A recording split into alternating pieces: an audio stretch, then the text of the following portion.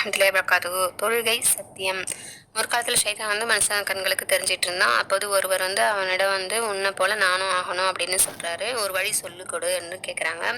இதுவரை என்னிடம் இப்படி யாருமே கேட்டதில்லை, உனக்கு என்ன தேவை வந்துச்சு என்று ஷைத்தான் கேட்குறான். என் மனம் அப்படி விரும்புதுன்னு அவர் சொல்றாரு. அப்போது ஷைத்தான் முதலாவதா தொழுகையை செய், மேலும் உண்மையா பொய்யா என்று ஆராயாமல் எதற்கெடுத்தாலும் சத்தியம் செய்யுன்னு சொல்றான். உடனே அவர் அல்லாஹ்வின் பொருட்டால் இனி நான் தொழுகையை விட மாட்டேன், சத்தியம் செய்ய மாட்டேன் என்று சொல்றாரு. இதை கேட்ட ஷைத்தான், இவ்வாறு தந்திரமா என்னிடம் யாருமே விஷயத்தை கேட்டு தெரிஞ்சுக்கிட்டதில்லை, இனிமே நான் யாருக்கும் உபதேசம் செய்யவே மாட்டேன்னு தோற்று போய் சொன்னான். ஹஜ்ரத் உபை இப்னு கஃப் ரலியல்லாஹு அன்ஹு அவர்கள் இந்த உம்மத்தினருக்கு உயர்வும் கண்ணியமும் கிடைக்கும், மேலும் அவர்களுடைய தீன் செழிப்படையும் என்பதாக நற்செய்தி கூறுங்கள். ஆனால் இவையினும் தீனுடைய காரியத்தை துன்யாவுக்காக செய்தால் மறுமையில் அவருக்கு பங்கில்லை என்று திருநபி ஸல்லல்லாஹு அலைஹி வஸல்லம் கூறினாங்க.